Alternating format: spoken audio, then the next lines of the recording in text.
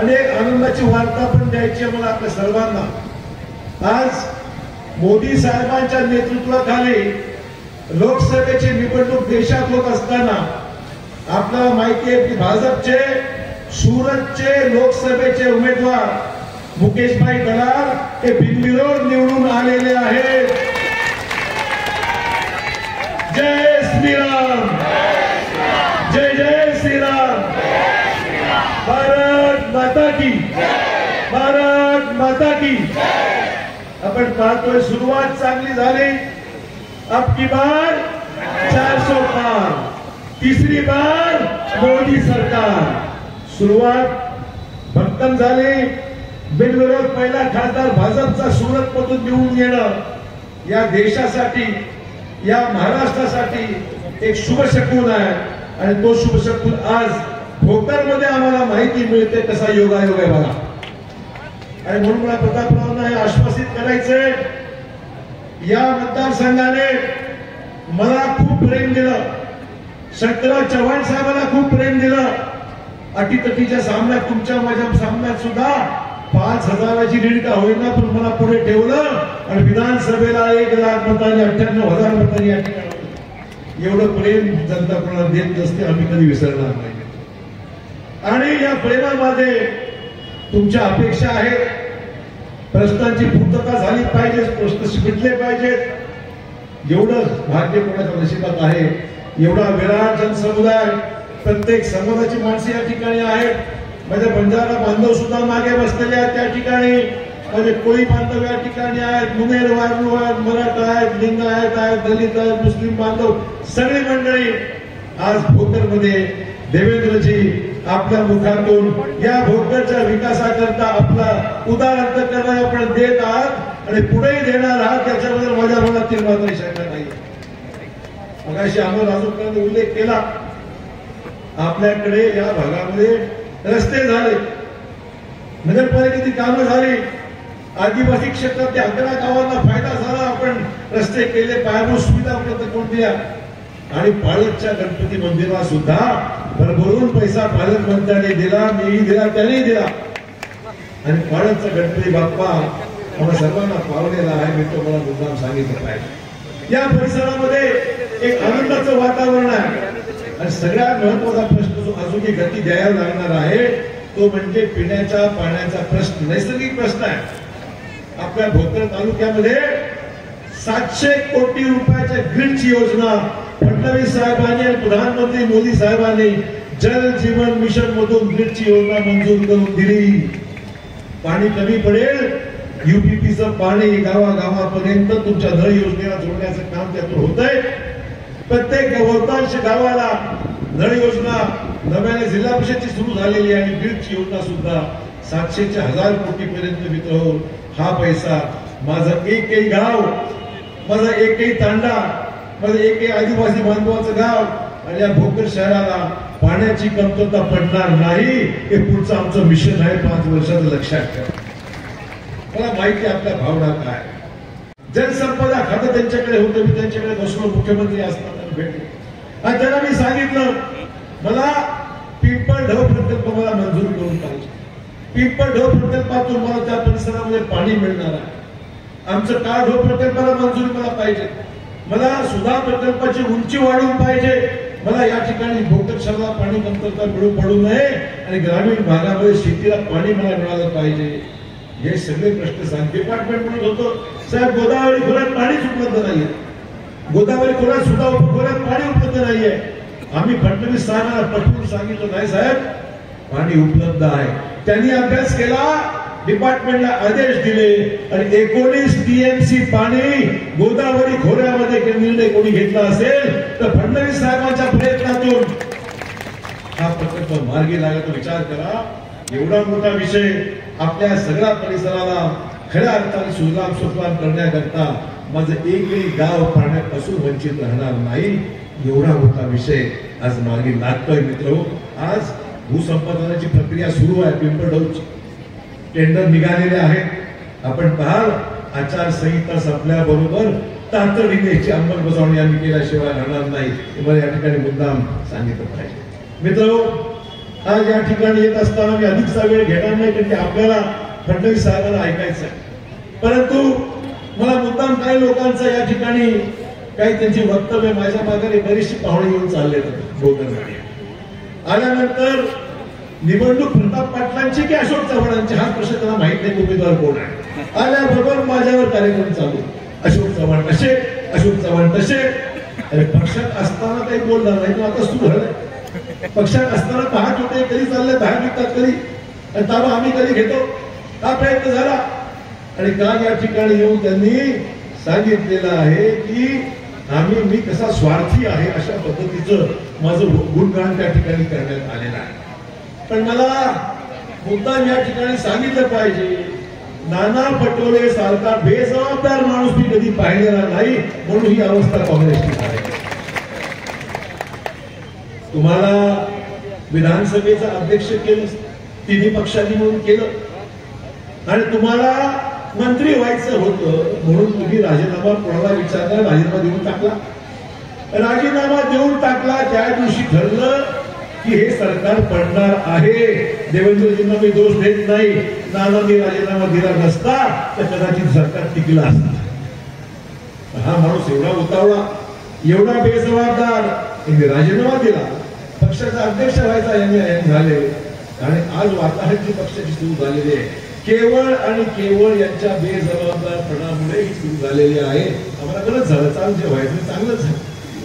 परंतु मी जो निर्णय घेतला भाजपामध्ये जाण्याचा, मला मोदी साहेबांची विकसित भारताची कल्पना, मोदी साहेबांची विकसित महाराष्ट्राची कल्पना, आम्हा सर्वांच्या प्रयत्नामध्ये विकसित भारत, विकसित महाराष्ट्र आणि विकसित नांदेड झालं पाहिजे, हे आम्ही करून घेणार आहोत पुढच्या 5 वर्षात. आमच्या विकासाची भूक मोठी आहे, आमचे सर्वसामान्य प्रश्न मोठे आहेत. अनेक वर्षानुवर्ष आम्ही प्रयत्न करत आहोत, पण मराठवाड्याला अधिक पैसा मिळाला पाहिजे, मराठवाड्याची कामं झाली पाहिजे, अनुशय दूर झाला पाहिजे. मला मुद्दाम सांगितलं पाहिजे, आज मोदी साहेबांनी जो जाहीरनामा दिलेला आहे त्या जाहीरनाम्यामध्ये गरीब, युवक, शेतकरी, महिला सगळ्यांचा सर्वसमावेशक असा जाहीरनामा, आणि त्या जाहीरनाम्यावर मोदीजींची गॅरंटीची छाप आहे. मित्र हो, देशाचा पंतप्रधान ज्यावेळेस गॅरंटी घेतो ती काही लहानसहान गॅरंटी नाही. प्राईम मिनिस्टर, देशाचा प्रधानमंत्री ज्यावेळेस एक गॅरंटी घेतो ते काम झालं म्हणजे समजा 100% ही कामं होणार आहे. आपल्याकडे अनेक योजना देण्याचा निर्णय घेतला. मोफत धान्याची योजना पुढील 5 वर्षाकरता, गरिबांसाठी योजना पुढील 5 वर्षाकरता मुदतवाढ देण्यात आली आहे. 70 वर्षाखालच्या ज्येष्ठ नागरिकांना 5 लाखापर्यंत मोफत उपचार देण्याचा निर्णय घेण्यात आलेला आहे. गरिबांसाठी 3 कोटी घरं देण्याचा निर्णय घेतलेला आहे. पाईपलाईनद्वारे गॅस पुरवठा देण्याचा निर्णय घेतलेला आहे. मोफत वीज म्हणजे सूर्य घर योजना, ज्यातून सोलार एनर्जीच्या माध्यमातून लाईटचे पैसे भरायची गरज नाही. सूर्याचा लाईट आपल्या घरात येईल आणि सूर्य घर या ठिकाणी गरिबाला उपलब्ध होणार आहे. आणि मुद्रा कर्ज हे आज मर्यादा 10 लाखावरून 20 लाखावर नेण्यात आलेले आहे. मित्र, महिलांसाठी असाध्य रोग कॅन्सर झाला, आजारी पडल्या, तर त्यांच्याही उपचाराकरता पैसा देण्याचा निर्णय मोदी साहेबांच्या जाहीरनाम्यात आहे. प्रत्येक घटक विचार करा, महिला भगिनींना सुद्धा असाध्य रोग झाला, आजारी पडल्या, घरची अडचण निर्माण होते, पैसे नसतात, त्या गरीब महिलांना सुद्धा औषध उपचाराकरता मोदी साहेबांनी दूरवरचा विचार केला आणि महिलांना आज ही सगळी सुविधा उपलब्ध करून घेण्याचा निर्णय आला आहे. कारण म्हणून मित्र, हा जाहीरनामा म्हणजे संकल्प आहे, आणि म्हणून आम्हा सर्वांची इच्छा आहे की सगळ्या करत असताना आपल्याला आगामी पुढची 5 वर्ष देशाच्या विकासामध्ये खूप महत्वाची आहे. दूरदर्शीपणा जागतिक पातळीवर नव्हे, आंतरराष्ट्रीय पातळीवर ज्याची ख्याती आहे, एक नेता म्हणून जागतिक ओळखला जाणारा दुसरा कोणी नाही. मोदी आणि फक्त मोदी, हे लक्षात ठेवा. त्या पद्धतीने आगामी काळामध्ये ताकद आपल्याला मिळते, आपण त्याच्या मागे उभं राहिलं पाहिजे. त्यांनी सांगितलं 400 पार तुम्हाला करायचे, 400 पार तुम्हाला करायचे, एक जागा. त्या 400 मध्ये प्रताप पाटील असले पाहिजे, ही जिम्मेदारी आपली आहे, ही जिम्मेदारी आपली आहे. आणि नंतर 400 पार असेल तर मग आपल्याला विकसित भारत म्हणजे विकसित भोकर सुद्धा आहे त्याच्यामध्ये. विकसित महाराष्ट्र आहे. मित्रहो, अपप्रचार सुरू आहे, दलितांना बँकवण्याचा प्रयत्न सुरू आहे, संविधान बदलणार आहे म्हणून बहुमत पाहिजे असंही म्हणलं जात आहे. मला मुद्दाम या गोष्टीचा खुलासा केला पाहिजे. सुप्रीम कोर्टाने जजमेंट दिलेला आहे, देशाच्या सर्वोच्च न्यायालयाने जजमेंट दिलेला आहे. या ठिकाणी देशाचा संविधानाचा मूळ गाभा जो आहे तो कुठल्याही सरकारला बदलता येणार नाही. हे कोण म्हणतंय? Supreme court. सुप्रीम कोर्टाने म्हटल्यानंतर सरकार कोणाचं असो, आणि मोदी साहेबांनी सांगितलं मी हे कदापि करणार नाही. भाजप संविधानाला बांधिलकी स्वीकारलेला पक्ष आहे. आम्ही कधी संविधानाच्या बाबतीत अनादर करत नाही. आणि बाबासाहेब आंबेडकरांनी जे संविधान दिलं आहे पूर्णपणे आदर आम्ही केल्याशिवाय राहणार नाही, हे मोदी साहेबांनी स्पष्ट केलं. म्हणजे रिझर्वेशन रद्द होईल, SC ST रिझर्वेशन रद्द होईल असंही कुठला करण्याचा प्रश्नच नाही. याच्या अगोदर सुद्धा भाजपला बहुमत होतं ना मागच्या ह्याच्यामध्ये. असं बहुमत असताना सुद्धा मला सांगा SC STच्या धक्का लावला कुठे? काही केलंय? साफ खोटं आहे, साफ खोटं आहे. अपप्रचार करायचं सुरू आहे, आपल्याला कन्फ्यूज करायचं सुरू आहे, आपले मतं वळवण्याचा प्रयत्न सुरू आहे. आणि मतं मिळून काय करायचं?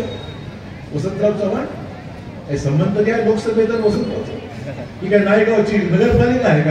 देशात लोकसभेत मी होतो, काम केलंय. थोडं इंग्रजी यावं लागतं, हिंदी यावं लागतं. प्रतापराव तरबे झाले, काहीच होतं, इंग्रजी बोलतात, हिंदी बोलतात. 5 वर्षाचा अनुभव आहे. ठीक आहे, नायगावची ग्रामपंचायत आहे का? हो, आता नगरपालिका झाली म्हणा. आपण काही बोलता, काही सांगता, तुमचा अजेंडा काय मला सांग. मी भाषण सर्वांची ऐकली यांची, तो संध्याकाळी दाखवतो सोशल मीडियावर, असं म्हणजे तसं म्हणजे. यांचा अजेंडा फक्त अशोक चव्हाण. अरे अशोक चव्हाण तर आहे, पण मी जर नसलो तर तुम्हाला अजेंडा तुमचा काय आहे? विकास काय करणार? नायगावून भोकरला केव्हा येणार? प्रतापराव रोज येतात, ते नांदेडून येतात. नायगावून केव्हा येणार? केव्हा प्रचार तुमचं काम करणार? समजा 5 वर्ष निघून जातील. आता नानाच्या नादी लागलाय, करा तुमचं काय. आमचं काही म्हणणं नाही नानाचं. आमचं म्हणणं एवढंच आहे मित्र, जे चांगलं चाललंय होऊ द्या. चांगलं चाललंय, जे चांगलं होतंय दिसतंय आपल्याला. मग चांगलं होतंय, चांगलं चाललंय, तर त्यामध्ये मिठाचा खडा करून टाकत असेल आपल्या काही कामाचं आहे का? आपल्या कामाचं आहे का ते? आता आपण निर्णय घेतलेला आहे, आपल्याला प्रताप पाटलाला निवडून आणायचं आहे. आणि आपली निशाणी काय आहे? मागच्या वेळेस आपण वेगळं केलं, यावेळेस जरा वेगळं करायचं बाबा. यावेळेस कमळाला मतदान द्यायचंय. कमळाला लक्षात ठेवा. हा कमळ बरोबर आहे. सर्व भोकरवासियांना सांगायचंय मला, मी आता कमळा बरोबर आहे, तुम्ही सुद्धा कमळा बरोबर या. आणि पहा या पुढील 5 वर्षामध्ये मोदी साहेबांना भोकरला घेऊन येऊ. या ठिकाणी देवेंद्रजींच्या उपस्थितीमध्ये भव्य सत्कार मोदी साहेबांचा प्रतापरावच्या ठिकाणी करू. आपली कामं त्यातून काढून घेऊ. यासाठी हा देश सर्वांसाठी आहे. मोदी साहेबांचं नेतृत्व भक्कम नेतृत्व आहे. त्यातून या भागाचा अनुशेष, या भागाची कामं सांगायला अभिमान आहे. एकनाथ शिंदे साहेबांनी मराठा आरक्षणाचा प्रश्न मार्गी लावला. 10% आरक्षण निर्णय घेतला, GR झालेला. लोकांचे गुन्हे मागे करण्याचा निर्णय फडणवीस साहेबांनी घेतला.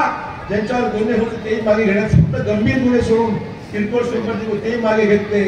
ज्यांच्याकडे कुणबी नोंद आहे आपल्या जुन्या डॉक्युमेंट मध्ये, त्यांना ओबीसीचा सोडलेला मिळणं सुरू झाला आहे. काय राहिले?